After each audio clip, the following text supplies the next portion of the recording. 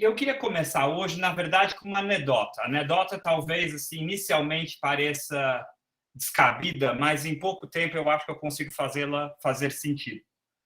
Mas outro dia eu passei um desses feriados fora de São Paulo, estava na praia com amigos, litoral norte, e a gente estava caminhando de uma praia para outra por uma trilha assim com umas escadinhas, tal. E bem no meio do mato, eu estava sem chinelo, estava com um chinelo que estava doendo meu pé, eu tirei, estava andando descalço, estava prestando atenção no chão, tinha criança comigo, então eu estava na frente.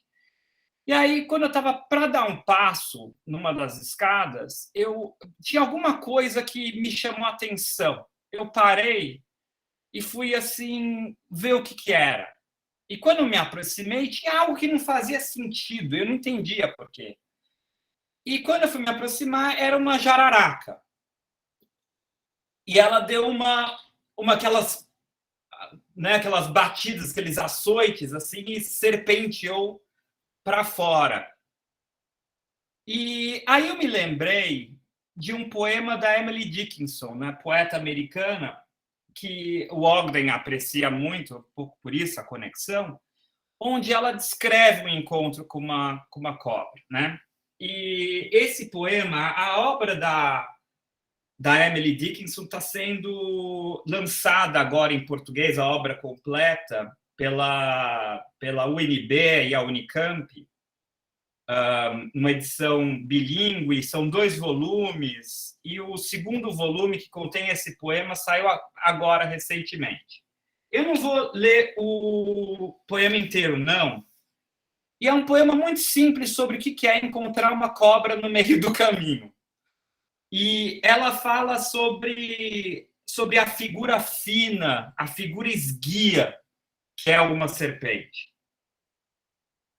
A primeira parte do poema é muito descritiva e remete a essas impressões do açoite, do chicote, a grama se abrindo e fechando quando a serpente se move. Mas no final do poema, nas últimas estrofes, ela descreve uma experiência emocional. E ela está falando da figura esguia da cobra e fala o seguinte: nunca encontrei tal figura, antes ou depois do almoço, sem perder o fôlego e sem um zero no osso. Essa descrição, esse zero no osso, sempre me intrigou. Eu leio isso e eu fico pensando o que é isso. É um temor profundo, é uma ansiedade profunda, é um aperto, né, no corpo todo. E aqui, num dos textos do Ogden, ele fala uma coisa sobre psicanálise, ele escreve o seguinte: que a psicanálise apresenta um problema para todos nós, que é o paradoxo de que as verdades emocionais humanas são, ao mesmo tempo, universais e requintadamente idiosincráticas a cada indivíduo, e são tanto eternas como altamente específicas a um dado momento da vida. E eu acho que esse poema da Emily Dickinson encapsula um pouco isso, porque, de um lado, ela descreve essa experiência corriqueira de encontrar a cobra no meio do caminho, e que dá assim uma sensação de espanto ou algo do gênero, e ao mesmo tempo ela descreve essa experiência com essa frase, o zero no osso, que é altamente idiosincrática, já é uma coisa assim que, putz, eu lembro de ler esse poema para outras pessoas e pessoas falarem, eu não sei o que isso me diz. Ou algumas pessoas falam, nossa, acho que tem algo aí, encapsula muito uma certa experiência.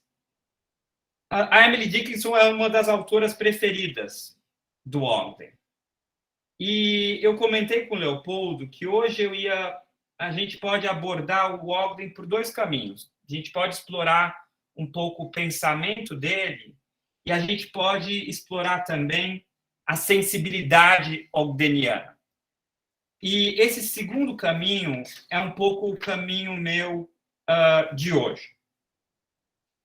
O convite, né, para essa fala, para esse bate-papo com vocês hoje, deveu-se ao seguinte, em parte. Eu fui convidado pelo CEP, pelo Centro de Estudos Psicanalíticos, para apresentar 3 seminários de introdução ao Ogden, e que foram 3 aulas de 3 horas cada. E eu já achei, era um mini curso, então era algo compacto, e isso me obrigou a fazer uma seleção de textos do Ogden, né? Escolher tantos artigos mais famosos, como também aqueles que conectam entre si, né? E com isso eu fui obrigado a fazer um certo desenho da obra de Ogden e propor uma chave de leitura. E aí eu fiquei inicialmente aflito aqui com vocês de fazer, como é que eu destilo 3 aulas de 3 horas em um encontro de 1 hora, 2, né? E aí eu me dei conta que havia também uma outra parte da obra de Ogden que eu não tinha explorado tanto e que eu acho que é igualmente importante, que é justamente essa sensibilidade ogdeniana. Também, quando eu fui dar essa aula sobre o Ogden, aconteceu algo muito curioso, porque eu já tinha organizado uns encontros sobre Laplanche, sobre Bion, né? E perto de Bion, Lacan, Laplanche ou o André Green, o Ogden é muito acessível. E ele não apresenta as mesmas abstrações. E quando eu fui dar o mini curso, eu até ficava meio aflito de vez em quando. Eu falava, nossa, o Ogden é tão claro. E aí eu ficava meio angustiado. Será que isso pode passar uma má impressão? Mas eu achava que, na verdade, o Ogden, essa é uma das grandes forças do Ogden. E eu acho que a clareza do Ogden é uma das razões do sucesso dele. E o Ogden quase todos os artigos do Ogden são desenhados mais ou menos de uma mesma maneira. Ele tem uma espécie de um prefácio teórico enxuto, onde ele mais ou menos sintetiza a ideia que ele quer explorar. Depois ele apresenta uma grande quantidade de material clínico, muito vivo. E, por fim, ele tenta sintetizar aquilo que ele enxergou no material clínico. E eu acho que essa entrada viva no material clínico do Ogden traz assim uma espécie de uma sensação de que o leitor é como se o leitor tivesse invisivelmente adentrando o laboratório do analista.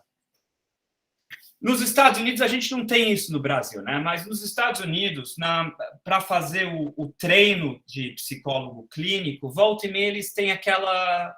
Você testemunha analistas em ação. Volta e meia nos hospitais tem aquele espelho falso. E você experimenta, você aprende um pouco vendo. Isso é comum em algumas faculdades, em alguns hospitais, tal. Volta e meia é mais comum para terapia cognitiva ou cognitiva comportamental, mais do que psicanálise, mas existe isso até mesmo para psicanálise. Obviamente, isso cria algo um pouco artificial, mas eu acho que o Ogden consegue engendrar uma experiência semelhante na maneira que ele apresenta o material clínico.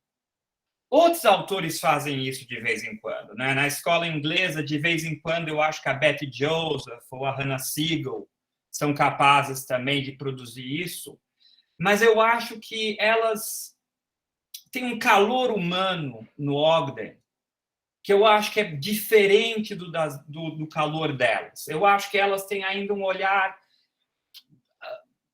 clínico que tem um grauzinho de frieza, embora elas sejam grandes humanistas, mas eu acho que o Ogden tem uma força do calor humano dele que eu acho muito cativante.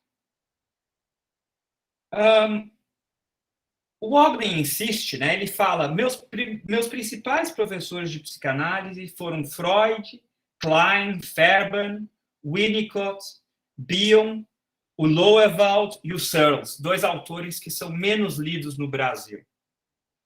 Mas aprendi o mesmo tanto sobre psicanálise de poetas, romancistas e dramaturgos. Eu acho esse ponto importante, né? O Ogden, os livros dele, o último livro do Ogden é quase um retrato do modo de ser do Ogden, porque contém alguns artigos de epistemologia da psicanálise, alguns artigos sobre certos temas clínicos caros a ele, artigos sobre textos clássicos da psicanálise, ele examina alguns textos do Winnicott, e depois tem artigos sobre autores literários. E isso é bem a cara do Ogden, sintetizar essas coisas. O Ogden dá muita importância a isso. O Ogden, uma vez eu conversando com o Ogden, eu comentei o seguinte para ele, eu comentei para o Ogden que eu sentia que hoje em dia eu poderia ter feito medicina. Que eu gostava muito do ambiente hospitalar, eu gostava muito da atividade clínica, e que eu até estranhava não ter feito medicina. E ele me respondeu uma coisa, ele disse que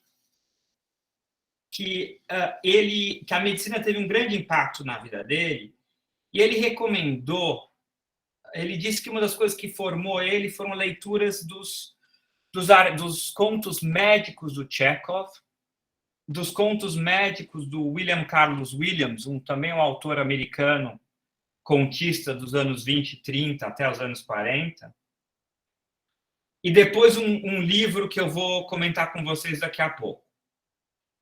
Então a medicina tem um impacto na vida do homem. Eu gostaria um pouco de iniciar falando sobre a presença da medicina no Ogden. A primeira coisa que o Ogden fala sobre a medicina é numa entrevista que está disponível em português, e o Ogden escreve o seguinte, ou fala o seguinte, né? Eu decidi estudar medicina porque naquela época, quando ele estava se formando, né, apenas médicos eram admitidos em institutos psicanalíticos filiados à Associação Psicanalítica Americana, que dominava a psicanálise nos Estados Unidos. Não sabia que havia alguns poucos institutos que admitiam candidatos não médicos. Não sei se teria seguido o caminho da medicina se soubesse que podia me tornar um psicanalista sem fazê-lo. Penso que o treinamento médico tem valor na prática da psicanálise, grande valor. Para mim, o mais importante no meu treinamento médico foi a experiência de assumir a responsabilidade pela vida do paciente, nas formas mais literais. Trata-se de uma responsabilidade enorme, e penso que alguns analistas tentam negá-la na relação com seus pacientes. A maior parte do tempo, na prática psicanalítica, os pacientes são plenamente capazes de assumir responsabilidade por suas próprias vidas. Mas este não é sempre o caso. Por exemplo, os pacientes esquizofrênicos e os pacientes com outros tipos de psicose. Assim como os pacientes deprimidos e suicidas. Muitas vezes, esses não são capazes de assumir a responsabilidade por suas vidas. Muitos analistas e psicoterapeutas que se trataram ou se consultaram comigo aterrorizam-se com esse tipo de responsabilidade e tentam evitá-la, não aceitando pacientes psicóticos ou suicidas. Infelizmente, tanto para o paciente quanto para o analista, nem sempre é possível prever quais pacientes se tornarão psicóticos ou suicidas ao longo da terapia ou da análise. De fato, acredito que qualquer experiência analítica digna desse nome envolve estados psicóticos ou de profunda depressão. E esses estados são evitados pelos analistas que têm medo de assumir responsabilidade pela vida de seus pacientes. Isso eu acho que coloca uma espécie de uma noção de uma ética médica, que não é só da medicina, né, entendida como uma prática específica. Eu acho que é uma postura geral frente a paciente que eu acho muito bonita. O O Freud, né, claramente estava muito ciente de que os textos dele, os casos clínicos, às vezes pareciam contos literários, né? E no primeiro volume do Desenvolvimento Kleiniano, o Meltzer aponta algo que eu acho muito genial. Eu acho uma sacada do Meltzer muito inteligente. Ele está escrevendo sobre o artigo do Freud sobre Leonardo da Vinci. E o Meltzer fala que o Freud concebe a psicanálise como algo distinto de uma mera terapêutica sintomática. A psicanálise torna-se algo que investiga a totalidade de uma personalidade e a totalidade de uma vida. Um dos livros que o Ogden me sugeriu para ler, né, em termos dessa questão, dessa postura médica analítica, é um livro do John Berger, chama Um Homem Afortunado, que infelizmente não está disponível em português. O John Berger foi um crítico de arte inglês de grande sucesso. Uma ou outra coisa dele está disponível em português, tem coisa em espanhol. Mas nos anos 60 ele acompanhou um médico de família que trabalhava em vilarejos ingleses. E ele retratou a vida desse médico.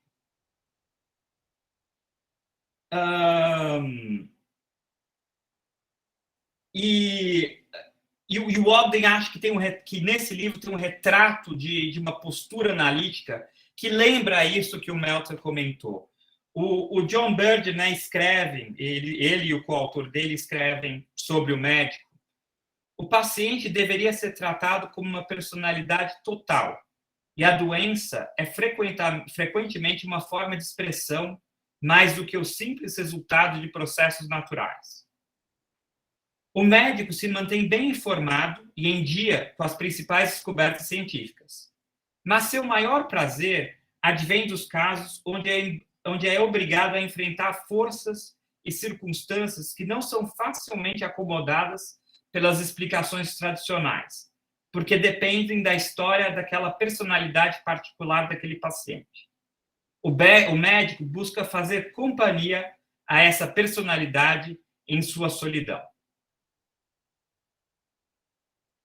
Os contos do Chekhov e do William Carlos Williams também acompanham muito essa ideia do médico como alguém que acompanha o paciente, que assume responsabilidade global pela vida total da pessoa. A gente poderia acrescentar isso, claramente, a presença da dimensão sociocultural também, né? O paciente não é apenas fruto de uma biologia particular, ele é um psiquismo individual, né? Ele é, como o Ogden falou, simultaneamente, ele é um psiquismo que aponta para a universalidade do psiquismo humano e para a singularidade absoluta daquele paciente.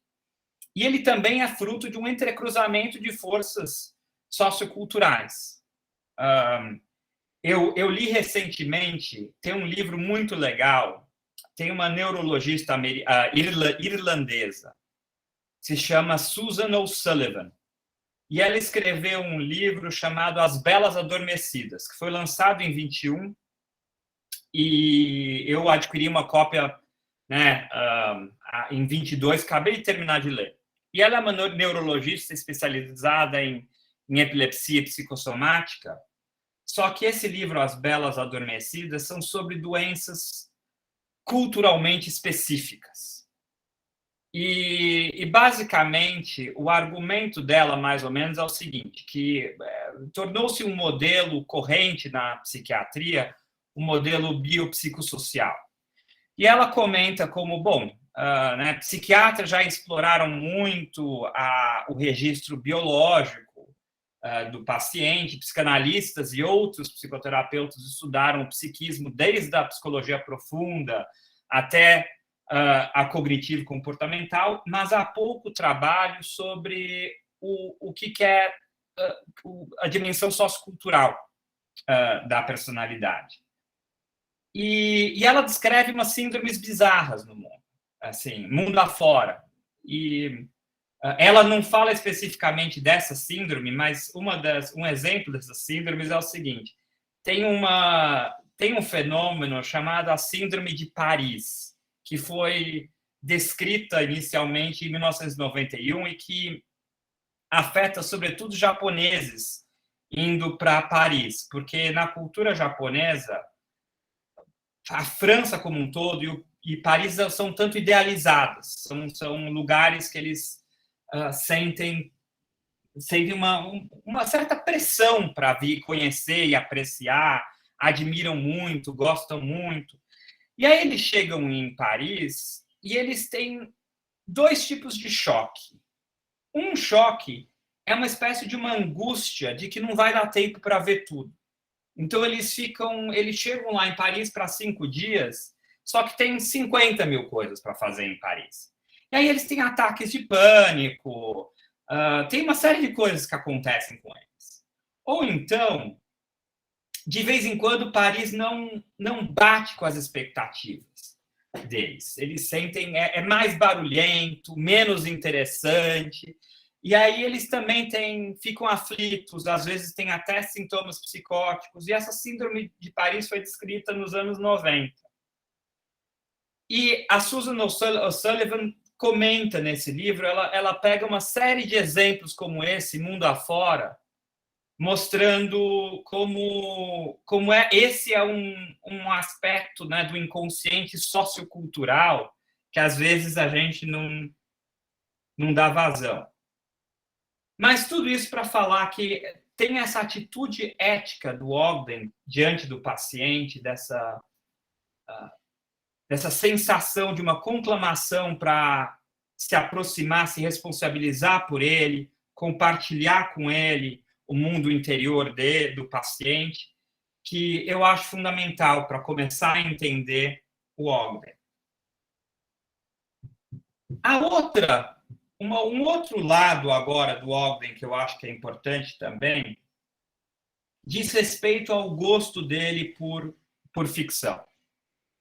O Ogden, eu não sei se vocês sabem, mas o Ogden virou um escritor tardiamente na vida, né? Então ele escreveu 3 romances e está se dedicando cada vez mais à ficção. O primeiro romance dele, de 2014, Meias Verdades, foi lançado em português pela Blucher. Depois ele escreveu mais 2 em 2016, depois, em 2021, também saiu um romance dele. E eu me pergunto como seria adentrar o Ogden, a obra do Ogden, pela ficção. E eu até acho que eu até recomendo. Meias Verdades é um romance interessante. É um romance assim, ele ainda não adquiriu necessariamente uma destreza literária, ele ainda tem assim talvez a mão ficcional dele treme um pouco, mas é um livro bonito, impactante do ponto de vista psicológico. E eu acho que esses romances, assim, também uma coisa que surpreende, ele escreve suspenses psicológicos. Os livros dele são muito cativantes, esses romances, prendem muito a atenção, e eu acho que mostram alguns dos interesses do Ogden, né?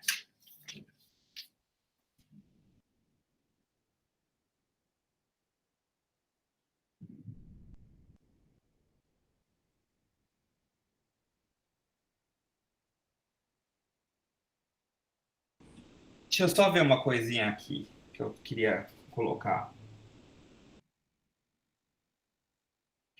O Ogden fala muito, né, nessa questão literária, isso tem a ver bastante com aquilo que eu comentei no começo, com aquele poema da Emily Dickinson. O Ogden fala bastante sobre a noção de estilo, dicção, voz, tudo aquilo que contribui para que, diante de uma espécie de uma vivência de vida ou uma experiência emocional, como que você coloca isso em palavras, né, ou imagens? A gente viu na Emily Dickinson a tentativa de uma pessoa colocar, sintetizar a experiência do encontro da cobra com um vocabulário próprio e num registro de voz próprio. E o Ogden comenta com isso, né, nesse sentido, fala muito sobre como o analista precisa ter esse duplo contato com o paciente entre o que é dito e como é dito. O Ogden vai falar sobre a importância, como ele escreve volta e meia, de que se o paciente seguinte chegasse na sessão mais cedo e ouvisse ele falando com outro paciente, que ele reconheceria que aquela pessoa é o Ogden, porque reconheceria a voz, mas a linguagem usada seria totalmente outra.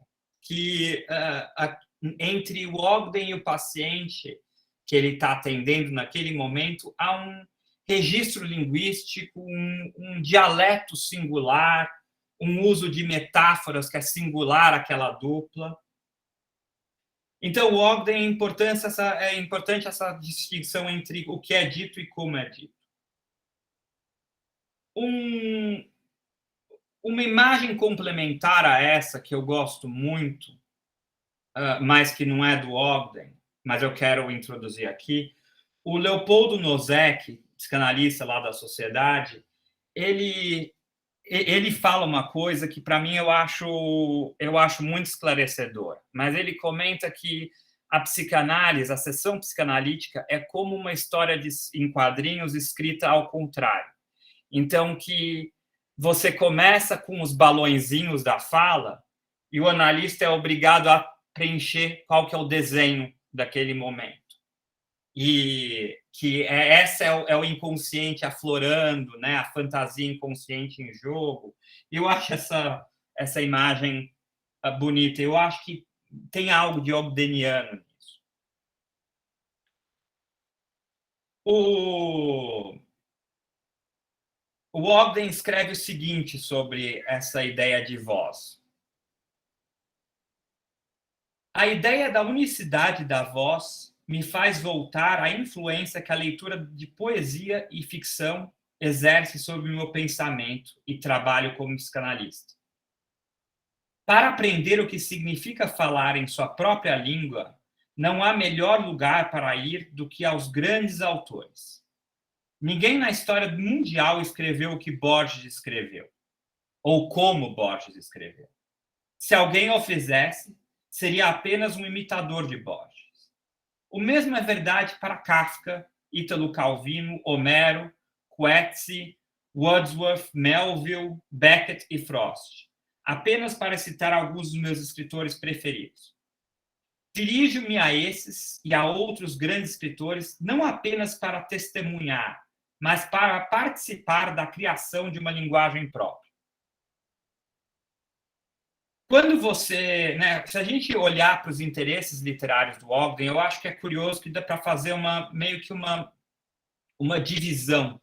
De um lado, ele gosta de autores muito modernistas e até assim que flertam ou com o realismo mágico ou com a literatura fantástica, mas de um lado tem Calvino, Kafka, Beckett, Borges. De outro lado, ele tem um apreço pelos grandes autores do romance psicológico moderno. Então, aí entra o Faulkner, o William Maxwell e o Coetzee, né, o autor sul-americano ganhador do Prêmio Nobel. Inclusive, eu acho que os romances do Ogden são muito construídos em torno desses últimos autores. Assim. Ele está mais próximo da chave do romance psicológico moderno. Um crítico literário, né, para compreender um pouco essa noção de voz, tem um crítico literário inglês, faleceu recentemente, o Al Álvares, que tem um livro muito bonito de 2005 chamado A Voz Autoral, The Writer's Voice. E lá ele fala o seguinte: a voz autêntica talvez não seja aquela que você queira escutar. Toda arte verdadeira é subversiva em algum plano ou de algum modo. Mas a arte não subverte apenas clichês literários e convenções sociais. Ela subverte também nossos clichês e nossas convenções pessoais próprias. Assim como os sonhos, ela, a arte, dá voz à parte de nós mesmos que não estamos inteiramente conscientes de existir. E talvez até a partes de nós mesmos de que não gostamos muito. No mais recente livro do Ogden, o último livro do Ogden se chama Coming to Life in the Consulting Room, né? Vindo à vida ou voltando à vida na sala do analista. E nesse livro, ele comenta assim como parte da maneira que ele concebe a experiência psicanalítica e a tarefa analítica está muito intimamente entrelaçada com essa concepção de ficção. De outro lado, com a noção de sonho. Então, para fazer assim, como se fosse o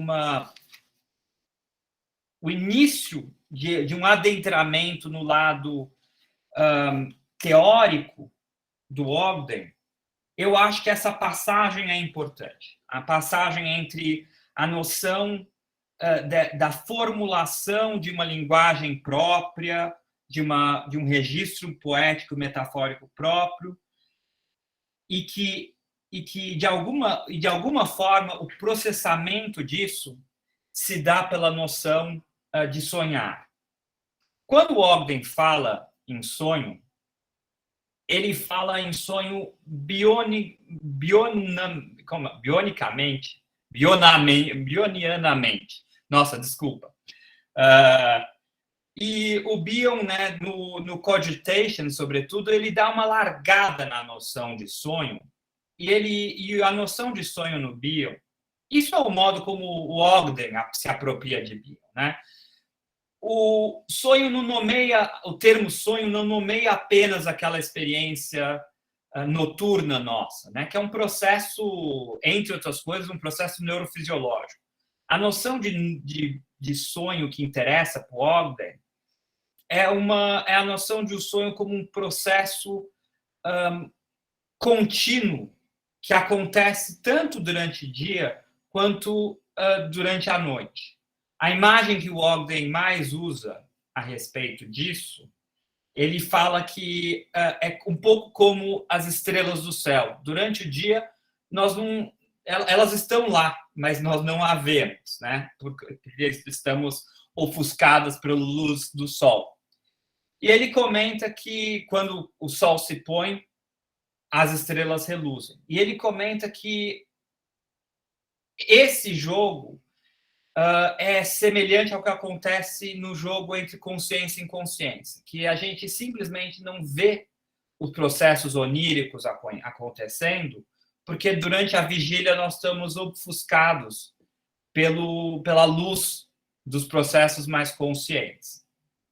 E o sonho seria essa atividade permanente, e ela é uma atividade narrativa e criativa. Então, ela é justamente isso que a Emily Dickinson está tentando fazer: nomear e reconfigurar experiências de maneira constante, né? De dar nome ao que é um encontro com uma cobra ou qualquer outra vivência emocional que a gente pode imaginar.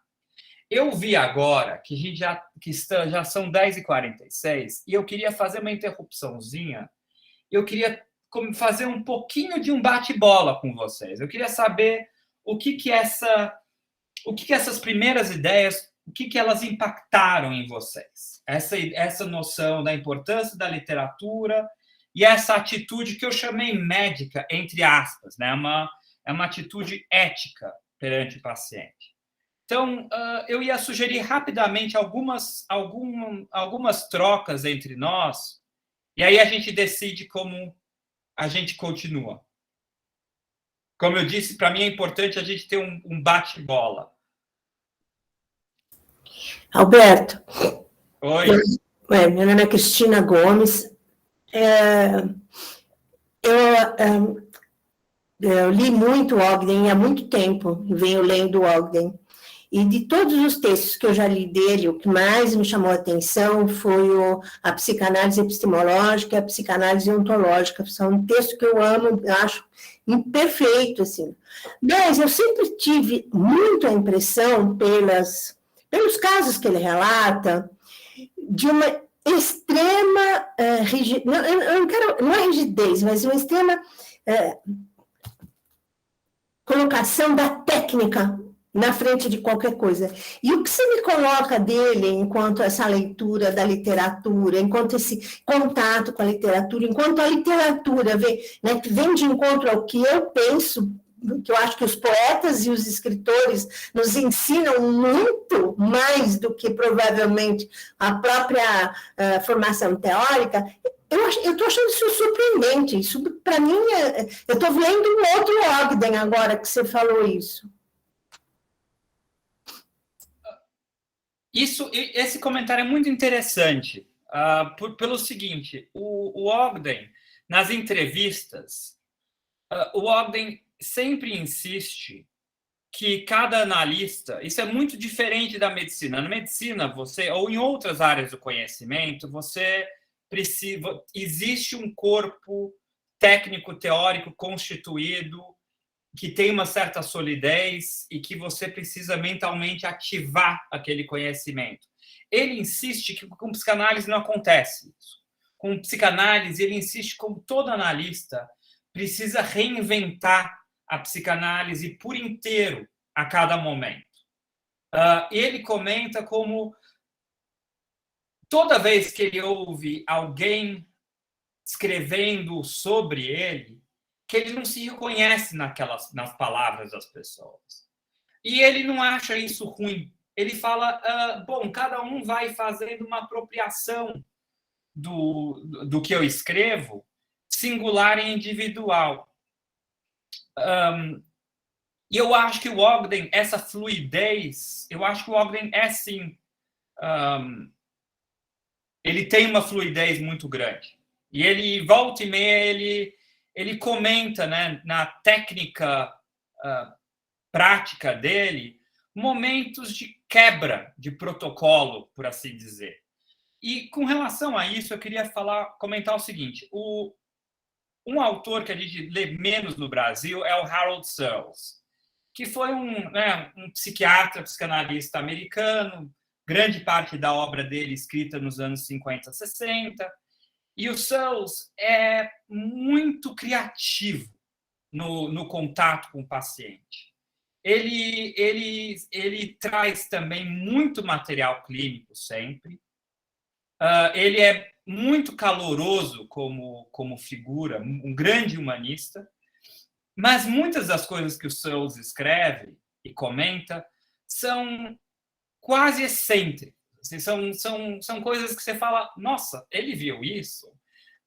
Que coisa curiosa que ele está falando.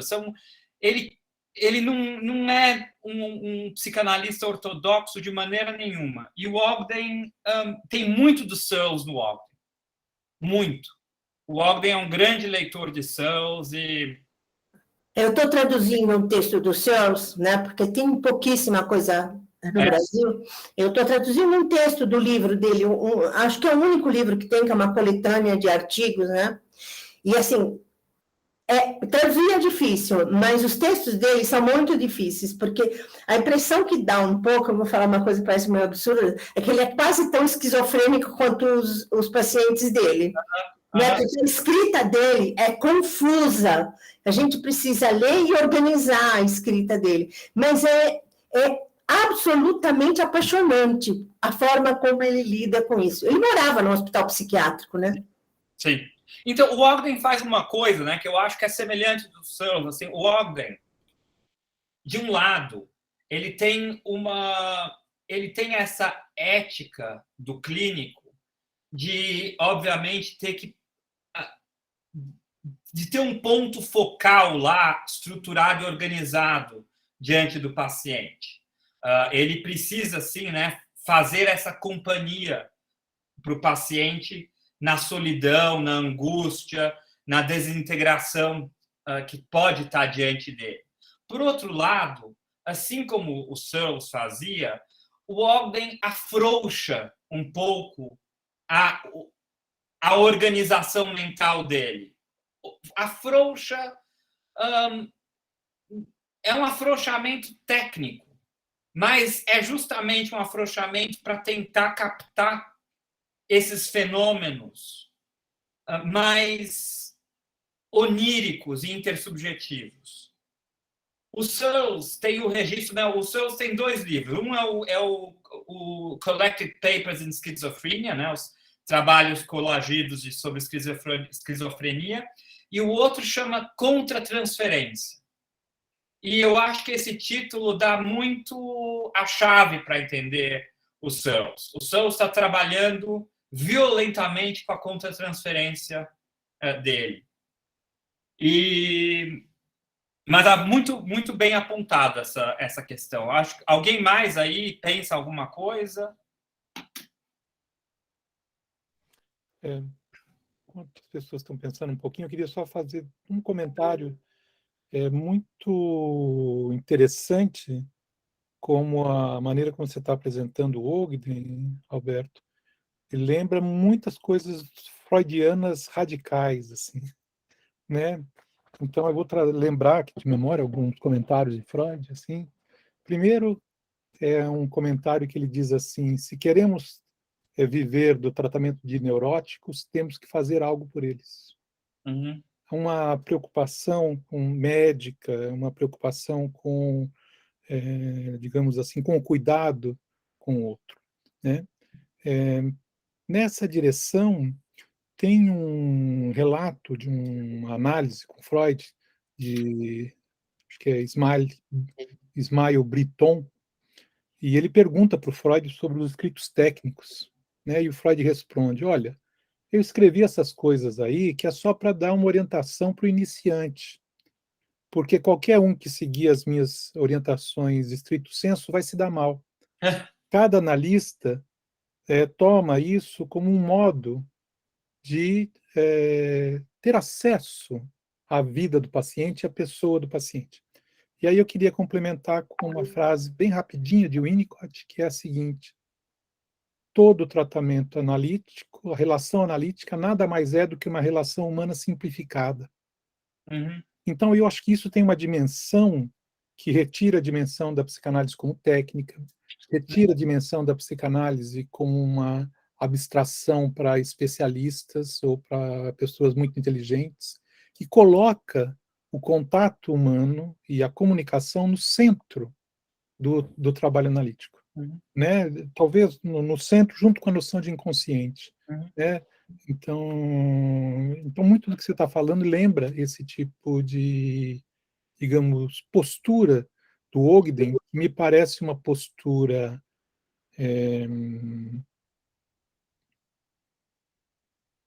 humana, mas no sentido do encontro humano, e que coloca o encontro acima da teoria, Uhum. né? E acima da técnica. Então, Uhum. isso acho que chamou muita atenção quando você vai nos apresentando ele dessa maneira. Eu achei o comentário da Cristina, eu achei interessante você fazer esse comentário, porque eu acho que foi quase que assim me fez, ufa, que bom que eu comecei com essa questão da sensibilidade ogdeniana, que eu acho que é importante começar por aí para depois entender um pouco do trabalho, da organização mais teórica, né, dele. Eu acho que existe, sim, uma maneira... Deixa eu ver uma coisa aqui.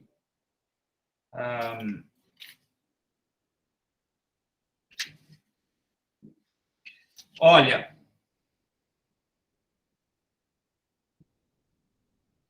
tem um modelinho básico para compreender o Ogden, eu acho. Tomara que dê tempo para fazer. Eu vou fazer uma síntese disso. E que eu acho que tem algumas noções que estão interconectadas. Mas tem uma antecâmara disso, que é o seguinte, no Matriz da Mente, um dos livros do Ogden, né, ele escreve algo sobre as contribuições fundamentais do Freud e que eu acho que é importante ter em mente. É um trecho relativamente longo, mas eu acho que dá ensejo também para a gente discutir algumas coisas. E o Ogden escreve o seguinte: a primeira dessas contribuições do Freud é o seu conceito de mente inconsciente, segundo a qual o sujeito tem pensamentos, sentimentos, motivações, etc., dos quais não está ciente, mas que, entretanto, exercem um papel poderoso na determinação da natureza de seus pensamentos, sentimentos e comportamentos observáveis. Sempre que o Ogden fala de inconsciente, ele sempre fala de uma espécie de um lusco-fusco, de uma dialética constante entre consciente e inconsciente. Então, o Ogden insiste que, às vezes, a gente tende a imaginar o inconsciente um pouco como o iceberg, né? A parte submergida e não vista. E ele enfatiza que isso é uma noção equivocada de inconsciente. O inconsciente não é o desconhecido, é um inconsciente dinâmico. É um inconsciente que está, sem parar, negociando com a mente inconsciente. Tem coisas conscientes. Tem coisas inconscientes que são transferidas para o consciente e coisas conscientes transferidas de volta para o inconsciente. A segunda fundamental contribuição de Freud foi a sua teoria da sexualidade. Eu acredito que o significado dessa segunda pedra angular da teoria psicanalítica foi consideravelmente esquecido nos últimos anos. Freud postulou que o desejo sexual não somente é uma motivação humana extremamente poderosa, como também está presente desde o nascimento. Esse aspecto da teoria da sexualidade de Freud é, em geral, compreendido e apreciado, porém não acredito que esse seja o aspecto de maior relevância de sua teoria. Uma proposta mais extrema da teoria sexual do Freud foi o conceito freudiano de que todas as motivações, psicopatologias, realizações culturais e comportamentos humanos podem ser compreendidos em termos de significados sexuais.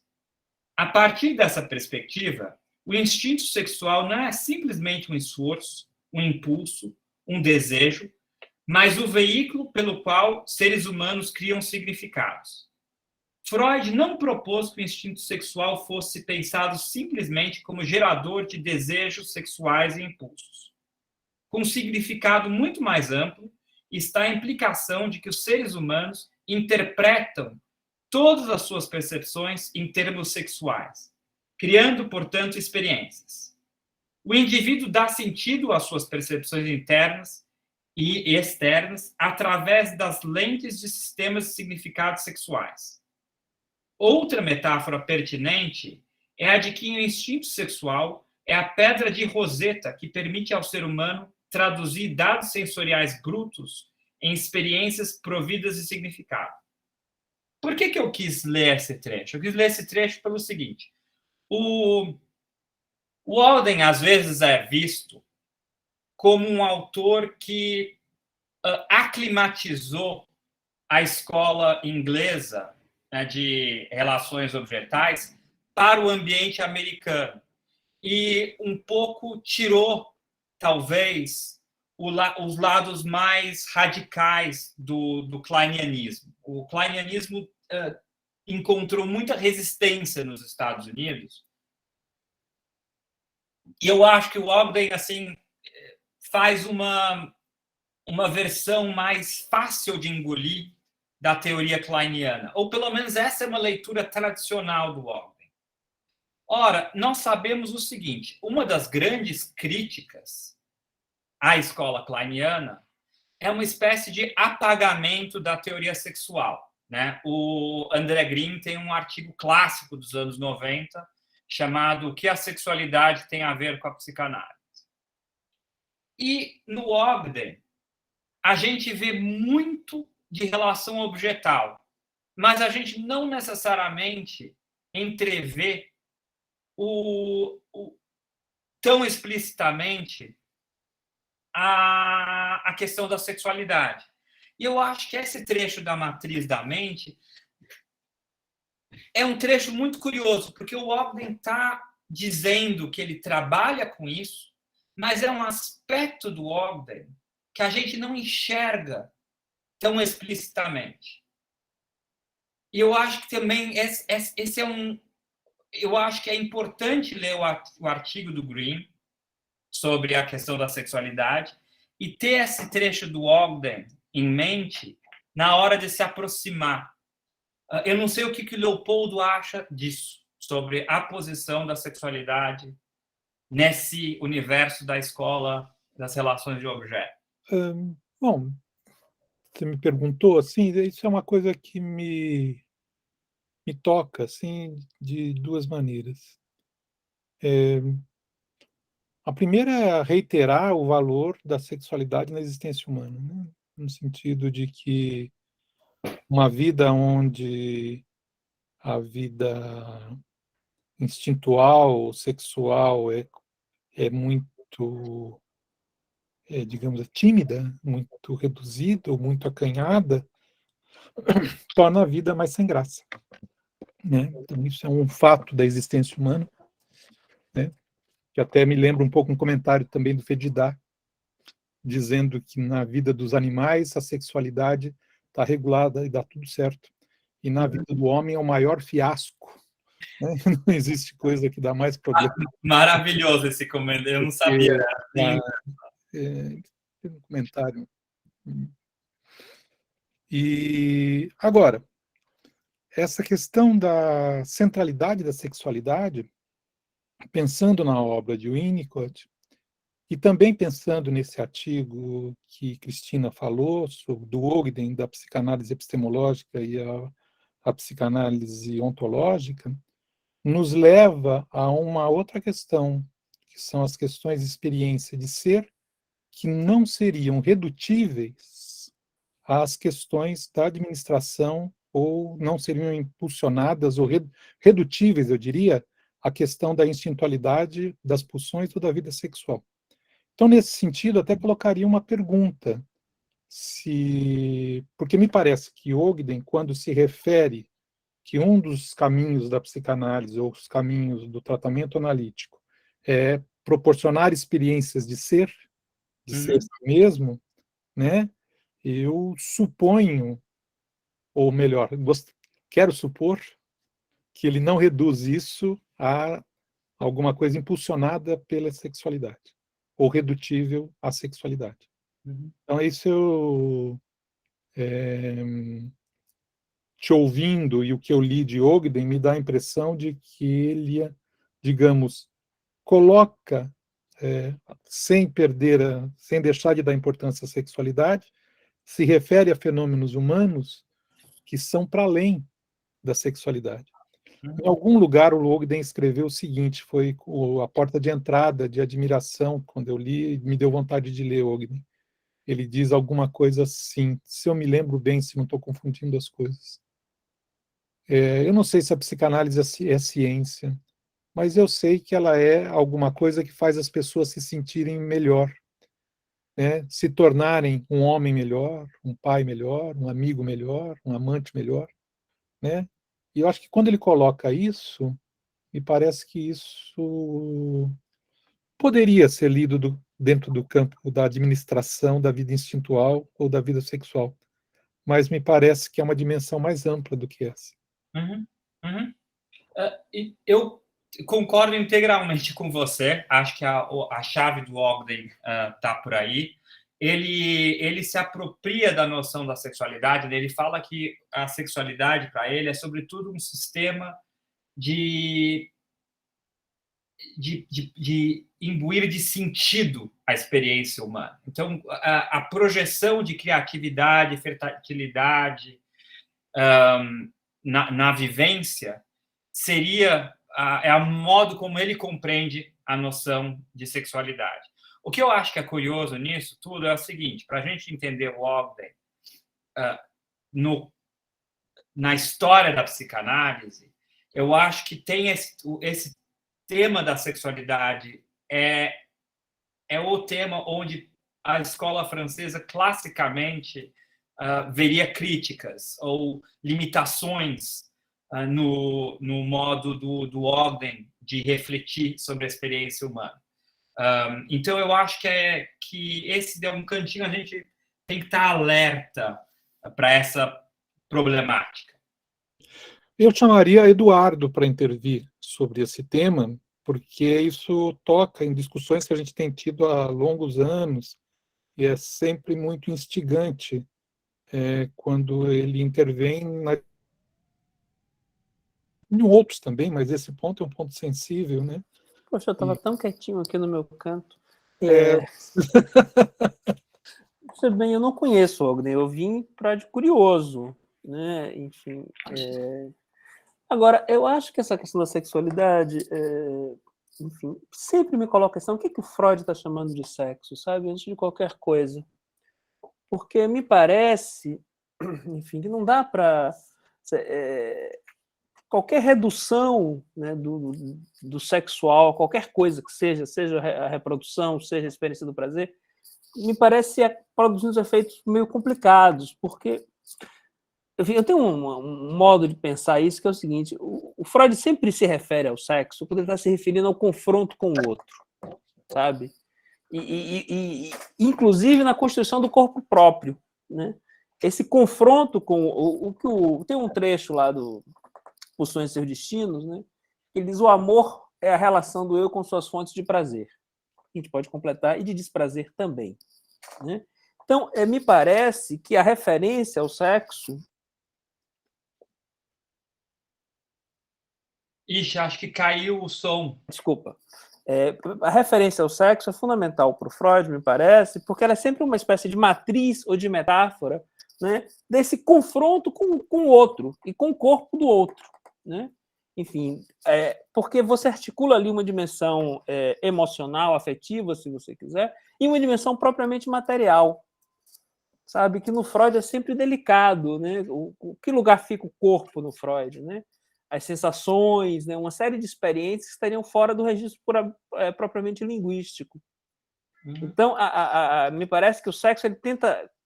É sempre uma experiência que faz essa articulação entre algo fora do campo linguístico e, ao mesmo tempo, que requer a produção de sentido. Agora, eu queria mesmo fazer uma pergunta, Roberto, porque, enfim... Tem uma coisa, e quando você fez a referência à medicina, né, eu fiquei com... E depois você falou da dimensão teórica do Ogden, eu fiquei curioso sobre essa dimensão teórica, né? Porque tudo que você está dizendo agora me parece muito interessante, né, e muito próximo de coisas que eu tenho pensado, enfim, mas sempre dá um certo pânico, né, de que logo em seguida virá a acusação de que isso é intuitivo, que não há aí claramente uma direção de tratamento previamente estabelecida, né? Que o analista não sabe o que está fazendo, né? Então, eu fico me perguntando, eu fiquei curioso, né? Realmente eu não conheço o Ogden. Que lugar, por exemplo, ocupa a psicopatologia nessa história? Porque até onde você foi falando, né, é uma clínica que dispensa qualquer referência psicopatológica, né? Até onde você foi. Então, eu fiquei curioso, como é que ele resolve isso, né? Como ele concilia essa dimensão literária, se você quiser, ficcional, de pura produção de sentido, né? E uma outra dimensão que vai remeter à psicopatologia, vai remeter ao organismo, vai remeter às doenças, né? Você citou uma neurologista, né? Um neurocientista. Como é que ele faz essa articulação, se é que ele faz?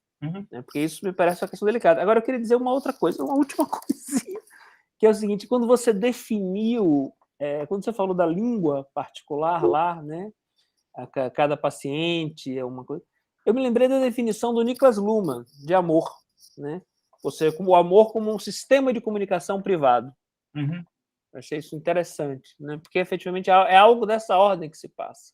E aí resgata todo como é que a gente tem de transferência, como é que a gente tem de amor de transferência.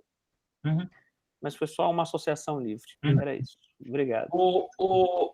Putz, eu acho que o seu comentário é excelente, assim, porque eu acho que essa crítica é muito possível para o Ogden.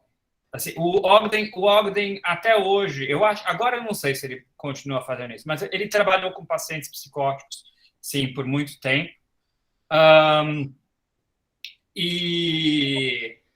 O Ogden não necessariamente, eu acho que ele nunca, a psicopatologia aparece nele numa chave muito bem psicanalítica. Então, para entender a psicopatologia do Ogden, a gente teria que ir para os livros iniciais dele. Então, ele tem um livro chamado O Limiar Primitivo da Experiência, The Primitive Edge of Experience, ainda sem tradução para o português, onde ele arma uma teoria da psicopatologia em termos bem kleinianos. Eu acho que isso daí é um problema possível. E esse artigo que... Estão lendo muito esse artigo, a psicanálise epistemológica, a psicanálise ontológica, é um artigo da moda do Ogden, o Ogden, a chave dele está nessa noção mais dos modos de ser do paciente, nas indagações. Eu até não sei se de vez em quando o Ogden não está meio que sugerindo, olha, o que a matéria própria da psicanálise são essas indagações, são esses sentimentos de ser, pertencer, e que sintomas não são mais de outras áreas do cuidado, sabe? Eu acho que talvez o Ogden também esteja circunscrevendo aquilo que é próprio à psicanálise. Daqui a pouco tem a Alicia Lizondo que fazer uma... A Alicia levantou a mão, acho que a Alicia pode fazer a intervenção dela, e aí eu proporia, Alberto, que você, talvez, depois da intervenção dela, do seu comentário, seguisse para isso, para apresentar esses modelos teóricos, clínicos, do sonho, do terceiro, essas coisas, que vai em direção um pouco ao que o Eduardo também estava comentando. Exatamente. E pode dar eu acho que a gente dá esse passo para algumas chaves clínicas e teóricas, né? Alice, por favor. Alberto, é uma alegria te escutar. Eu queria fazer 2 comentários, né? Justamente em um grupo de estudos com teu pai, na Sociedade de São Paulo, a gente muito se dedicou a esse artigo do Green, né? E a partir disso a gente foi estudar, inclusive, a biografia do Green, onde pareceria ser de que há questões pessoais muito profundas arraigadas no Green respeito de sua própria mãe. E a partir disto, há toda uma questão teórica, né, que obviamente tem este matiz ideológico, porque justamente Melanie Klein é uma das autoras que muito se pode criticar, mas tem levado o Édipo al Édipo temprano, tem se referido inúmeras vezes, né, a lo que é uma relação com a mãe, mas que pressupõe a presença do pai, etc, etc, etc. Então, a sexualidade está na obra de Melanie Klein. Depende de los óculos com que você se aproxime a um autor. E respeito a Eduardo, a mim me parece que Ogden está muito da mão de uma epistemologia em Bion, porque tendo em conta a mente multidimensional e a personalidade total, você absolutamente está na contramão de lo que seria uma questão psicopatológica. Porque essa questão psicopatológica seria algo que vai, em parte, né, na contramão de lo que seria a teoria da complexidade. E você pode saturar quando você diz que o paciente é um neurótico obsessivo. Você pode dizer que o paciente tem uma tendência, tem uma preponderância mas você não pode enquadrar, porque a questão psicopatológica, se bem nos dá uma bússola, também pode fechar e saturar. Então, faz parte do pensamento de Bion manter viva a capacidade negativa e justamente marcar as bases de uma epistemologia que é contrária à psiquiatria e à tradição médica, por exemplo. Então, a mim me parece que neste quesito, Ogden é profundamente bioniano. Claro que isto é uma longa conversa, né? Deixa eu só, então, desculpa, só fazer o que o Leopoldo propôs, de apresentar mais ou menos um modelinho de leitura do Ogden, e a gente aí discute mais um pouquinho. Obviamente, é muito difícil, né, sintetizar o Ogden em poucos minutos. Mas eu acho que dá para pegar o seguinte. O Ogden, eu acho que a gente precisa ter, assim, numa espécie de... chama Rosa dos Ventos, né? A gente precisa ter 4 conceitos, prestar atenção em 4 conceitos. A ideia do sonho como modelo clínico, a ideia de terceiro analítico, a ideia da reverie e a noção de verdade em psicanálise, que, sem dúvida, vai ser o tema mais polêmico nessa questão.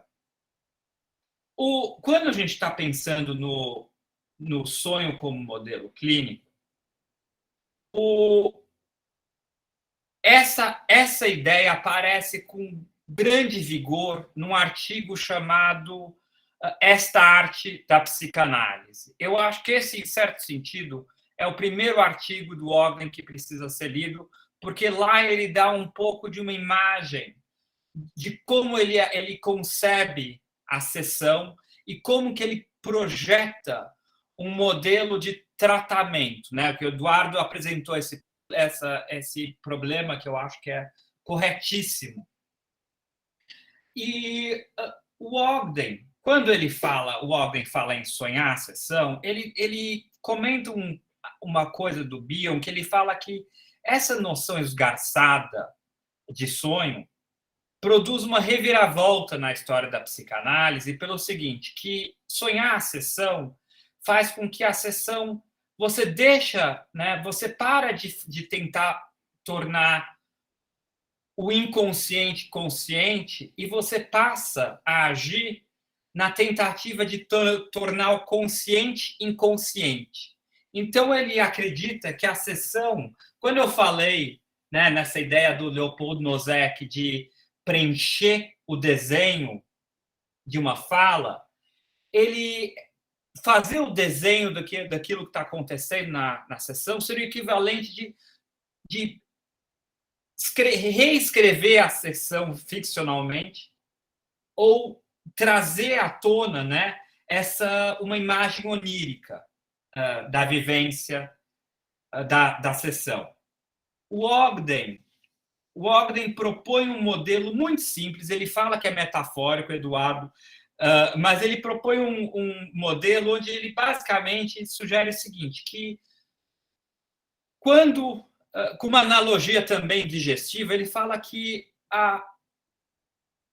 o que o paciente precisa fazer é conseguir metabolizar a experiência, né? Conseguir reter, extrair os nutrientes possíveis de uma experiência, expelir aquilo que é tóxico, e que o sonho faz isso. Quando isso não é exatamente... Quando você tem uma experiência que intoxica você, ele usa como analogia o pesadelo. Então, houve uma intoxicação alimentar, uma indigestão no funcionamento mental. E, em terceiro lugar, ele salienta o terror noturno como uma espécie de uma situação onde a experiência não conseguiu nem chegou a ser processada. Então, ele usa esse sistema muito simples de terror noturno, pesadelo versus sonho, como uma grade geral para entender o que a gente está tentando fazer constantemente na nossa experiência. E a análise, a sensação, a experiência terapêutica vai, de alguma maneira, procurar reproduzir isso, ou recriar na sessão esses processos que a mente já tenta fazer por conta própria. É aí que eu acho que entra o terceiro analítico e a ideia de Reverie. O terceiro analítico, quando eu dei aula lá no CEP, eu perguntei o que as pessoas conheciam de Ogden, todo mundo falou do terceiro analítico. E o terceiro analítico, olha, eu até mandei para o Leopoldo, tem artigos excepcionais sobre o terceiro analítico em português. O Nelson Coelho escreveu sobre o terceiro analítico, a Marina Ribeiro escreveu, Daniel Cooperman escreveu.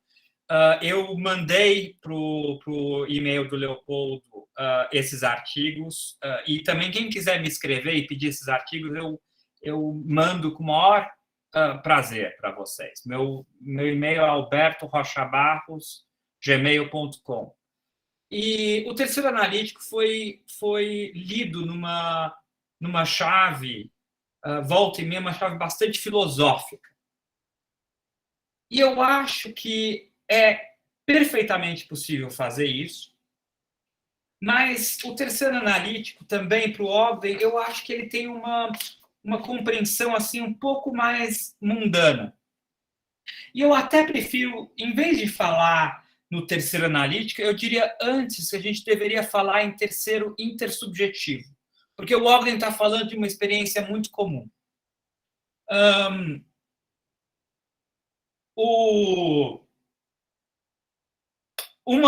O modelo do terceiro intersubjetivo que o Ogden usa, ele gosta de falar, ele fala o seguinte: quando você está lendo um artigo meu, ou quando você está lendo um livro, acontece algo esquisitésimo. Porque, do ponto de vista do autor, o autor está escrevendo lá um romance, né? Ele não sabe, ele está escrevendo, ele tem uma imaginação, ele tem uma certa configuração mental de como são aqueles personagens, ele imagina uma certa situação e ele quer induzir algo no leitor disso. Acontece que ele não tem controle sobre a imaginação do leitor. O leitor vai reconstruir o mundo que ele despertou de um modo muito singular. E do ponto de vista do leitor, também acontece algo esquisito, porque o leitor está tendo todo um mundo mental produzido dentro dele, induzido por um outro. Então, aquilo que está acontecendo na mente do leitor é, ao mesmo tempo, dele e não dele. Assim como o autor, o que ele está produzindo no romance, é simultaneamente dele e não dele. Não tem como controlar o que o outro vai imaginar. E uma parte importante dessa noção de intersubjetividade tem a ver com coisas desse tipo. Depois, o Ogden também cita, né, desde o aforisma do Winnicott, de o bebê algo que não existe, existe sempre, né, uma díade de troca entre pai e bebê, e ele cita também uma frase do Beale, em um dos seminários clínicos, que é: a unidade humana é um par. São necessários 2 seres humanos para fazer um. Também o Beale também fala, né, em certo sentido, que precisam 2 pessoas, ao menos, para pensar pensamento. Mesmo quando a gente está pensando por conta própria, nós estamos pensando com uma certa noção de terceiridade, porque nós somos... Eu, por exemplo, poderia estar filtrando a experiência com vocês através dos meus objetos externos mais persecutórios, né? Eu poderia estar configurando essa experiência ora como uma experiência persecutória, ora como uma experiência de conforto. E então tem uma pletora de Albertos dentro de mim, que cada um está funcionando por meio de certas relações objetais e que vão tingir a experiência, que vai sendo mutável a cada instante. E essa terceiridade, essa noção de terceiridade é importante para o Ogden, justamente porque ele precisa, né, ele tá funcionando com um modelo psicoterapêutico, onde o que ele vai fazer junto com o paciente é ajudar o paciente a pensar os seus próprios pensamentos. Ele vai tentar transformar terrores noturnos e pesadelos em sonhos que sejam metabolizáveis. Eu acho que isso é tudo. Eu acho que o ponto do Eduardo é absolutamente válido. Isso é tudo bastante plausível quando você está trabalhando com pacientes muito integrados e com funcionamento mental muito preservado, com grande capacidade de simbolização. Mas será que isso funciona quando a gente está diante de casos onde a psicopatologia fala mais alto? Eu acho que esse é um belíssimo problema. Um belíssimo problema. O terceiro ponto do Ogden é a ideia de reverie, né? Agora eu preciso achar uma passagenzinha aqui.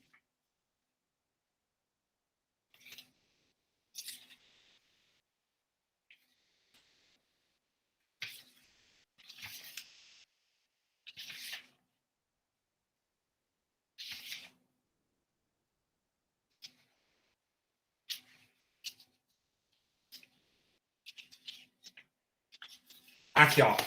O Ogden fala: uso o termo de Bion reverie para me referir não apenas àqueles estados psicológicos que claramente refletem a receptividade ativa do analista ou analisando, mas também a uma variada coleção de estados psicológicos que parecem refletir a absorção narcísica do analista, ruminações obsessivas, sonhos diurnos, fantasias sexuais, etc. Essa atividade psicológica de reverie representa formas simbólicas e proto-simbólicas atribuídas à experiência não articulada do analisando, quando essas estão ganhando forma na intersubjetividade do paraanalítico. Isso, o Ogden está falando que a reverie é uma espécie de sonda, né? É uma emissão de sondagem tanto do inconsciente do analista quanto do inconsciente do analisando.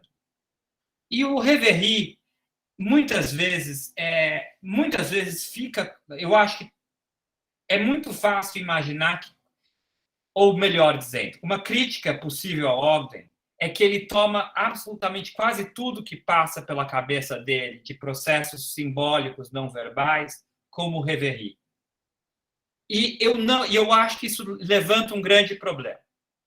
Eu acho que será que todas as associações internas que acontecem durante uma sessão efetivamente são reverie?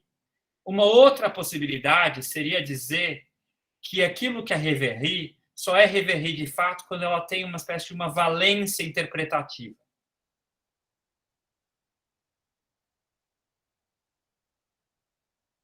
Para a dupla. Tudo isso para dizer, reverie é um instrumento de sondagem nessa experiência clínica.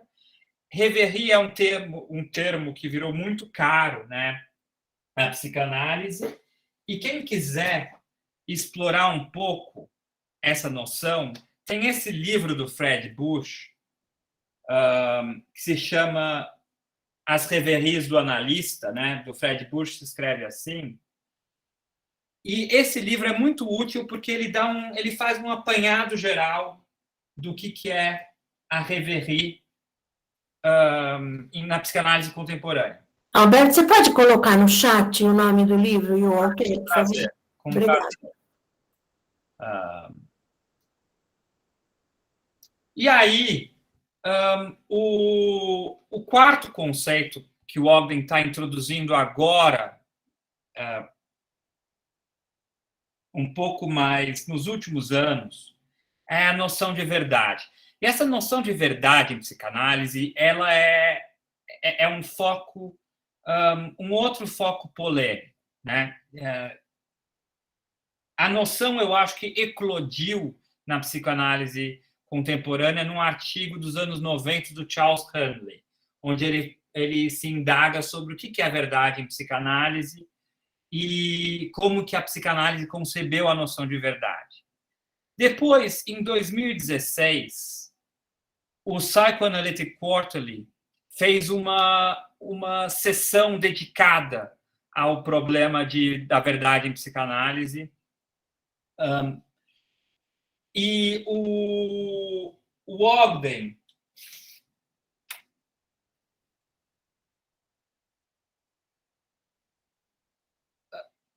está utilizando a noção de verdade um pouco numa chave assim de um contato autêntico consigo mesmo, com uma espécie de um confronto com a totalidade da nossa personalidade. Eu acho essa ideia de trabalhar com a noção de verdade é um tema polêmico. E é um tema que eu ainda não explorei a fundo. Mas eu diria que, com certeza, me parece ser o quarto vértice desse laboratório geral do Ogden. O quarto termo que é fundamental. Bom, eu queria agora voltar às nossas discussões, porque eu acho que elas estavam dando muito certo. Não sei o que o seu Leopoldo... Eu vou escrever... Eu acho que as pessoas têm coisas a comentar, eu vou acrescentar só uma coisinha no que você falou, que eu já tinha pensado um pouco, e aí eu acho que é um tipo de... em primeiro lugar, eu acho todos esses grandes pensadores da psicanálise, né, o Ogden, o Green, todos os grandes, né, e os não menos grandes são todos inteligentes, nenhum deles é bobão, então a gente não descarta esses autores assim, e a gente tem que aprender com eles. E eu falo isso porque agora vou me dar a liberdade de fazer uma certa crítica a algumas coisas do Ogden, que me parece, para ver o que você acha também. Me parece que os modelos dele, seja o modelo do sonho, seja o modelo da reverie, seja esse mesmo da verdade, parece que ele ainda se mantém dentro de um quadro de uma metapsicologia freudiana, onde o fundamento continua sendo as pulsões e a vida instintual, né? Mas eu acho que ele percebe que tem alguma coisa da experiência de ser que ultrapassa esse quadro. E a gente tenta responder isso nesse artigo Psicanálise Epistemológica, Freud e Klein, né, Psicanálise Ontológica, Bion e Winnicott. Mas acho uma má solução, porque causa cisões na psicanálise, e aí eu diria que o entendimento vem junto com a experiência, e a experiência vem junto com o entendimento. Então, eu acho que a percepção do problema que que Ogden faz é boa, e a solução não me parece muito boa. Uhum. Talvez, pensando agora nas relações que a gente tem com os pacientes, relações a dois, ou aquilo que às vezes na psicanálise se fala relações a dois corpos, relações a três corpos. Eu acho que seria muito interessante pensar, quando o Winnicott descreve as relações, em termos da relação com o objeto subjetivo, onde, do ponto de vista do paciente ou do bebê, só tem um, não tem dois. Né? Depois as relações quando há um eu e um não eu, e depois as relações triádicas propriamente ditas, que configurariam modos de viver a transferência, modo de viver as relações. E me parece que Ogden, digamos, aí a gente sempre arrisca para ver para onde também as coisas vão. Ele fica tímido no dar essa passagem no sentido da compreensão dos diversos modos da experiência de ser. Ele chama tudo isso de experiência de ser si mesmo. Mas essas experiências de ser si mesmo são muito variadas. Uma coisa é ser si mesmo quando você é sustentado pelo outro e não percebe o outro. Outra coisa é ser si mesmo quando você está numa atividade de comunicação, tipo brincar. Outra coisa é ser si mesmo quando você e o outro são duas pessoas inteiras nos processos projetivos, introjetivos, assim, né? Então, eu só quis introduzir isso como um ponto de indagação, assim, né? E abrir para que os outros intervenham. Uhum. Mas eu acho que também é importante falar o seguinte, né? Que esse encontro, a gente está testando umas ideias. Uma coisa que está sendo muito útil para mim é ouvir as inquietações e as indagações de vocês. O Eduardo apresentou excelentes pontos, o Leopoldo, a Alicia, a Cristina, e eu estou projetando, né, talvez, escrever um artigo de introdução à Ogden, e essas questõezinhas aí estão sendo muito úteis. Obviamente é difícil sintetizar o Ogden num encontro assim de algumas horas. Só dá para dar um saborzinho. Mas vamos adiante, vamos ver as outras coisas aí. Eu acho esse ponto seu, Leopoldo, muito bom. Eu acho que às vezes Ogden parece às vezes é too good to be true, sabe? Eu acho que tem isso. Mas deixa eu falar uma coisa. Eu acho que talvez a grande força do Ogden é justamente esse modo como ele transporta você para dentro da sala do analista. E eu acho que a forma de escrita dele é muito bem organizada. Eu acho que o Ogden tem um estilo de síntese de ideias psicanalíticas que não vão excessivamente para a abstração, estão sempre bastante pautadas na clínica, e ele organiza o material de uma maneira que eu acho que tem um tipo de clareza e até um certo pragmatismo que eu acho que é incomum na psicanálise. Então, eu acho que ele é um autor bom para a gente dialogar com ele. Você lê o artigo do Ogden, você fica lá, será? E aí, eu gosto muito de usar os artigos de Ogden com os residentes, às vezes lá na psiquiatria, porque com aquele material clínico gordo, dá para a gente discutir várias coisas, sabe? Eu acho isso interessante. Mas vamos seguir adiante aqui.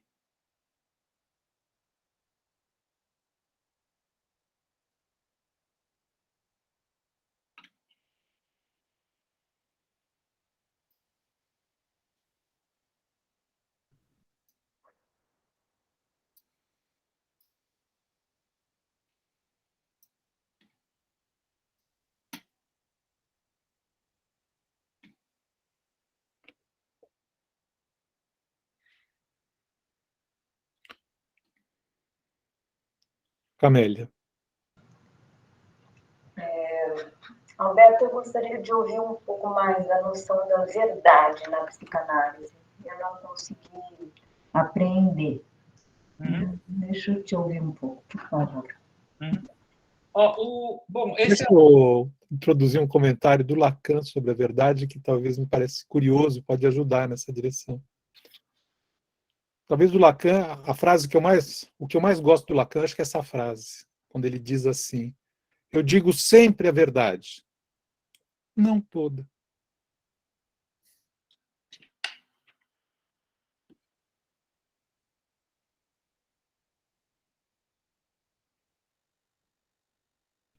Só para acrescentar, uma colega nossa já falecida tem um trabalho que dizia: todos nós e todos nossos pacientes somos grandes mentirosos.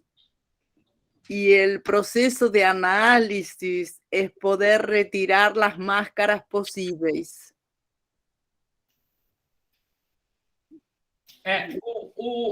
Esse tema da verdade é o seguinte, que eu acho que assim que você vê a noção de verdade, ela parece ter um quê meio opressor, parece algo que meio pode restringir. Eu acho que é uma noção incômoda. E, claramente, assim, falar em verdade facilmente joga a gente para o universo da filosofia e da epistemologia. E o Ogden, o melhor lugar para entender, começar a entender a noção de verdade, esse artigo está disponível, vocês encontram em PDF com facilidade, que é O que é verdadeiro e de quem foi a ideia. Saiu, é um artigo que está disponível pela revista lá da Sociedade de Porto Alegre. E o Ogden aqui vai inventariar um pouco essas noções de verdade em psicanálise, mas ele está falando, em suma, ele está falando da capacidade de nomear experiência emocional. Ele está falando da capacidade de dar voz efetiva a uma vivência específica. Por exemplo, né, a coisa da cobra. É uma adequação entre experiência, linguagem e emoção. Como que essas coisas estão articuladas entre si? Não é uma noção de verdade do tipo pautada por uma exigência de confissão do paciente ou nada desse tipo. É um problema de adequação e de estilos de comunicação. Aí é interessante, aí já entra num artigo posterior do Ogden. O Ogden, volta e meia, gosta de tentar montar, o Eduardo levantou esse problema, né? certos paradigmas psicopatológicos em linguagem muito psicodinâmica e muito metafórica. Num artigo posterior, mais recente, o Ogden monta uma psicopatologia em torno da noção de verdade. Mas isso eu acho que eu precisaria realmente sentar e estudar esse artigo a fundo para poder conversar com vocês sobre ele.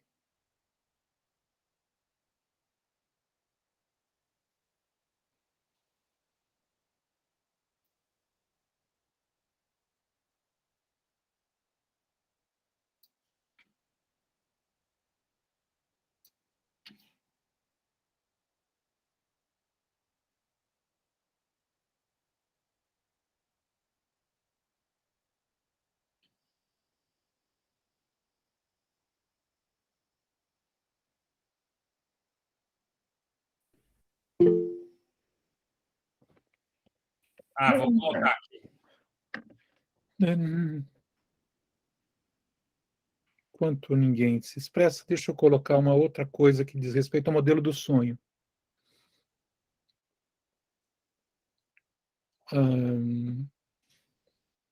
Sempre nesse ponto de diálogo crítico, né? Por assim dizer. Porque o que você apresentou de Ogden é que ele amplia o que é um sonho para além de alguma coisa que é só expressão de um desejo não realizado, alguma coisa assim.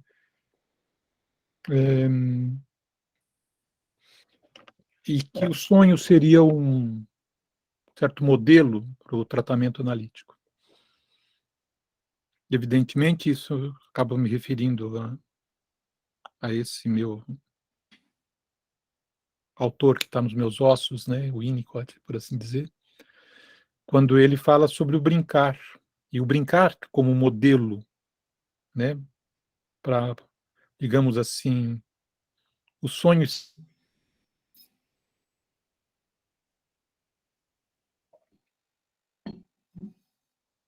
Ixi, congelou. Estão me ouvindo? Agora sim, agora voltou. Né? Está dizendo, então, o sonho está para Freud, assim como o brincar está para o Winnicott. Só que o sonho em Freud, em Klein e talvez em Ogden, é sempre uma atividade expressiva. Simboliza, diz algo sobre o interior. E se você pegar o brincar em Winnicott, o brincar tem a sua dimensão expressiva e a sua dimensão de valor em si. E eu não sei se em Ogden tem uma compreensão do sonho como importante em si mesmo, independente dos conteúdos que veicula. Né? Enquanto modelo, isso eu gostaria de entender como é que ele pensa. É muito bonita a frase dele.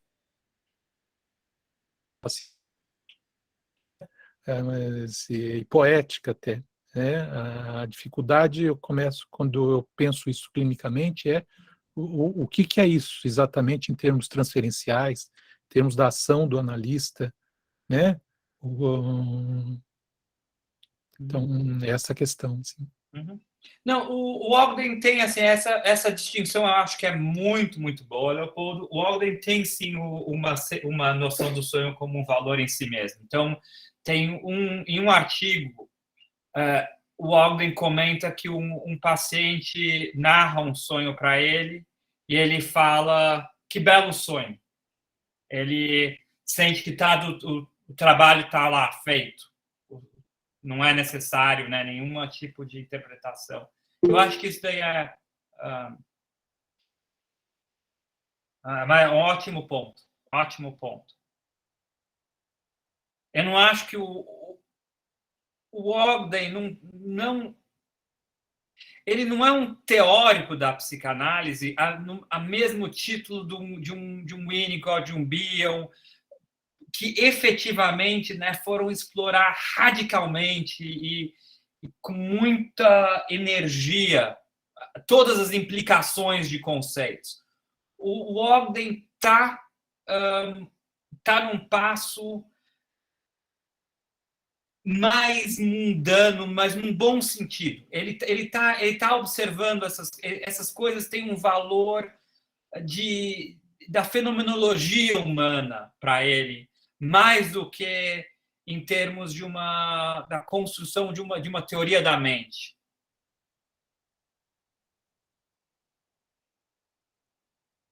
É essa a impressão que eu tenho quando leio, porque é muito empolgante, né?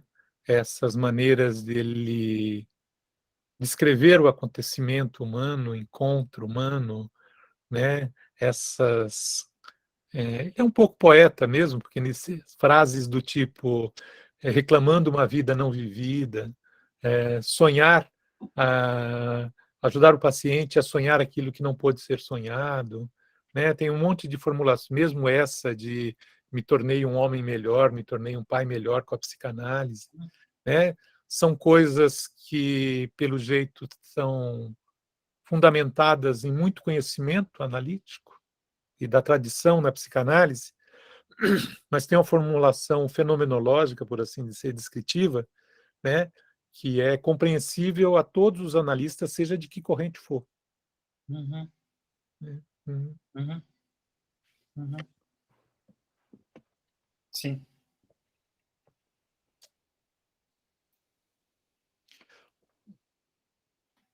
Mas pergunta direta, Alberto. Para Ogden, e as pulsões são a referência fundamental dos impulsos humanos? Essa é outra, né? Eu acho que tem dois nós górdios aí importantes em termos teóricos. Essa discussão da sexualidade, acho que é um ponto profundo da teoria psicanalítica que aparece meio esquisita na obra do Ogden, não explicitamente. A outra é essa discussão sobre pulsões. Eu acho que a minha resposta seria dizer que não. O Ogden fala muito pouco sobre pulsões. Tem aquele livro do Greenberg e Mitchell, né, sobre relações de objeto e pulsões. Eu acho que é a referência para talvez entrar nesse embate. Mas o Ogden tem uma acomodação. Eu tenho um grande amigo que é psicanalista em Londres, e ele comenta como existe uma dificuldade maior de acomodação do Ogden em certos ambientes por lá que trabalham com uma noção mais rigorosa de pulsionalidade. Então, eu acho que isso é um outro, muito bem detectado, outro ponto importante de discussão. Eu acho que toda essa, né, discutir exatamente, trabalhar com autores, né, ou melhor, até interagir com colegas que têm frameworks, né, paradigmas distintos do seu, é sempre uma experiência muito rica. Eu gosto de discutir com um colega mais velho, tal, que trabalha com a noção de sexualidade de maneira muito mais intensa do que eu trabalho, e eu acho deparar-me com essa lente dele é sempre muito útil. E seria também, eu acho que eu tenho também nos meus ossos, a ideia de relações objetais está muito mais clara e configurada do que a noção de pulsão. Quando eu trabalho com a noção de pulsão, eu às vezes, não sempre, mas às vezes eu sinto que eu estou numa posição que não é natural para mim. E eu estou falando disso porque eu diria que uma experiência semelhante a essa é a experiência do Ogden. Eu acho que o Ogden, a noção de pulsão também não aparece tão explicitamente na obra dele. Ogden não fala, por exemplo, muito em pulsão de morte.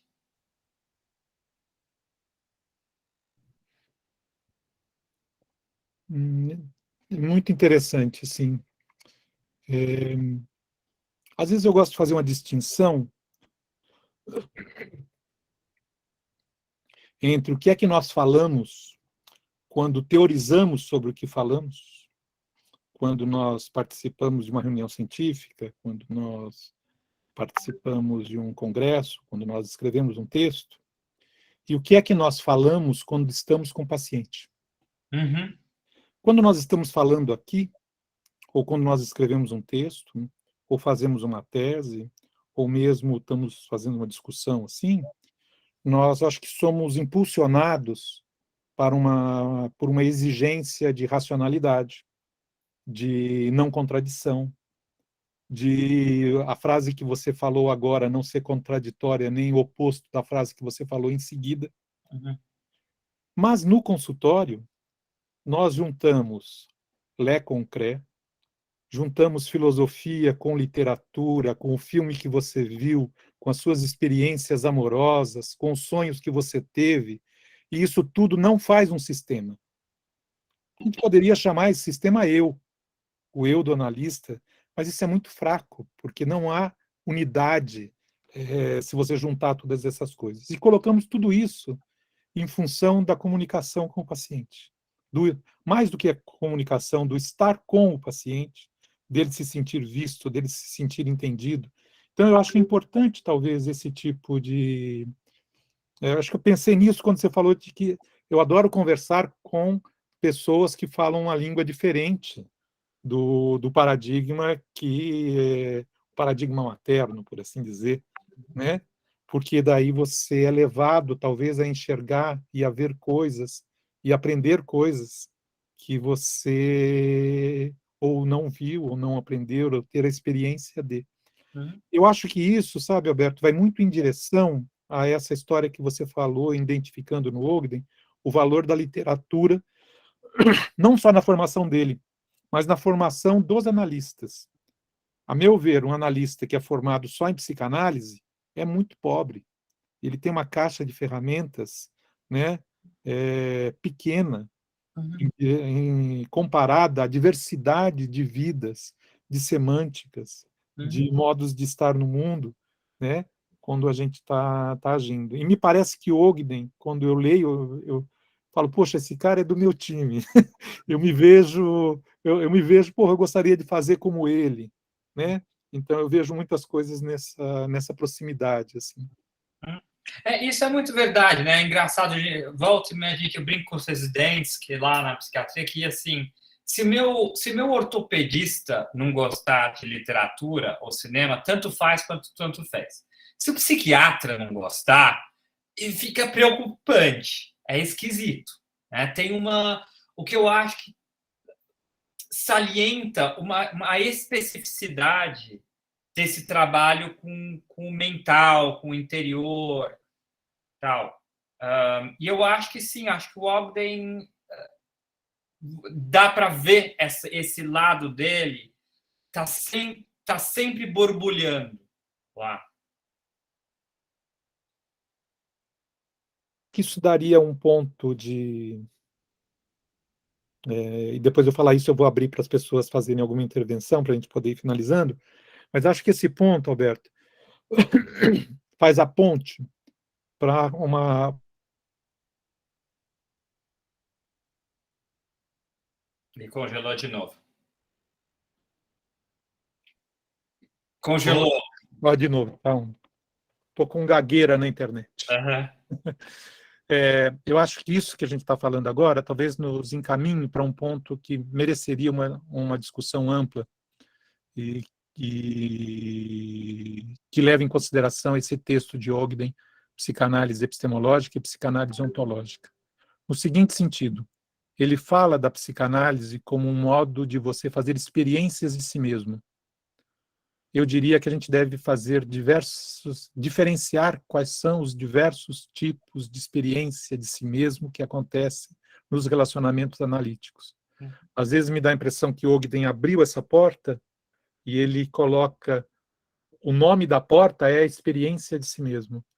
Mas uma coisa é a experiência de si mesmo na brincadeira, outra coisa é a experiência de si mesmo quando você é sustentado pelo analista, quando você é visto pelo... Enfim, acho que teria aí um campo de desenvolvimento ou de detalhamento sobre quais são os diversos modos de experienciar si mesmo nos diversos modos transferenciais dentro da psicanálise.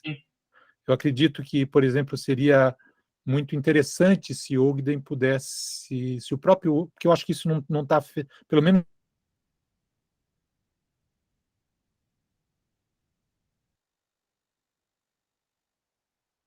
de desenvolvimento. Então, esse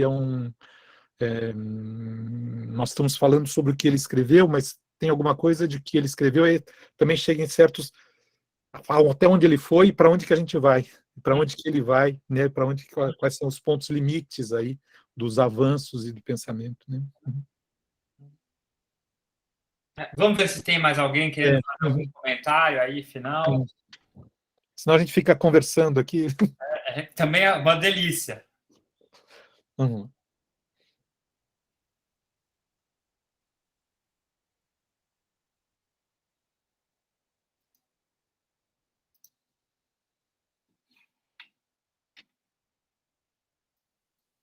Deixa eu entrar aqui na caixa de...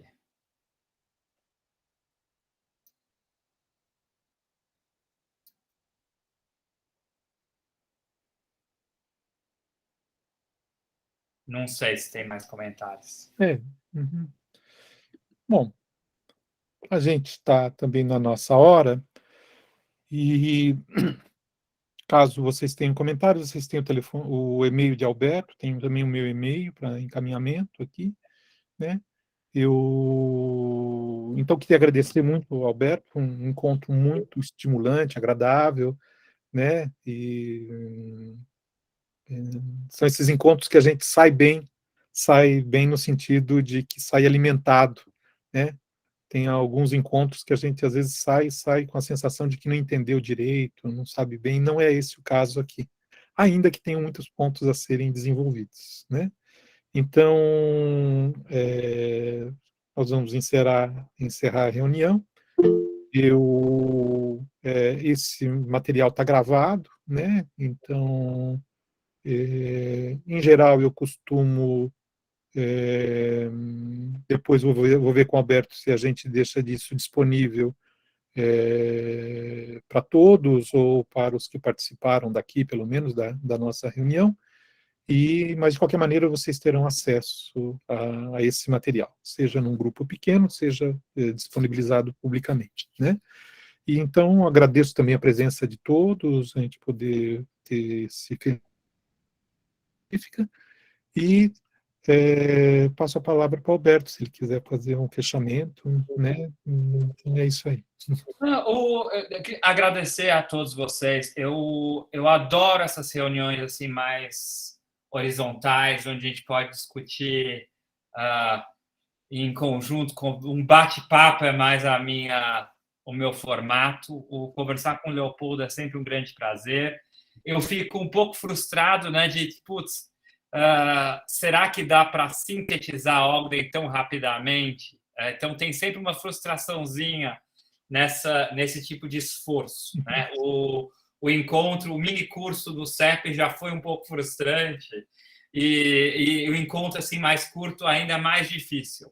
Mas tomara que eu tenha conseguido passar um pouquinho do gosto do Ogden e, sobretudo, levantar alguns problemas. Esses problemas que apontados, eu acho que eles foram muito bacanas, mas muito bacanas mesmo. Sim. Tem um objetivo que foi alcançado, Alberto, que é todos que estão aqui, tenho certeza que saem com a seguinte formulação: Ogden é uma pessoa legal. Né? É um pensador consistente e uma pessoa legal. No sentido de que a gente tem o que aprender com ele. Né? Não tanto em termos das teorias metapsicológicas, mas em termos do encontro. Então, isso eu acho que é um grande valor, dado que a gente encontra tantos analistas que falam coisas que a gente não entende. E aqui eu lembro a frase do Buñuel, que é ótima. No seu livro O Último Suspiro, ele escreve assim: um filósofo que escreve uma coisa que eu não entendo é mau caráter. Essa é maravilhosa. Né? Então, eu acho, é um pouco exagerado da parte dele, mas é muito legal quando a gente faz encontros assim, a gente tem o que falar, porque nos remete à nossa própria experiência, a gente pode trocar, são encontros assim que a gente realmente consegue fazer valer, né, o nosso tempo, tá bom? Ok, gente, muito obrigado.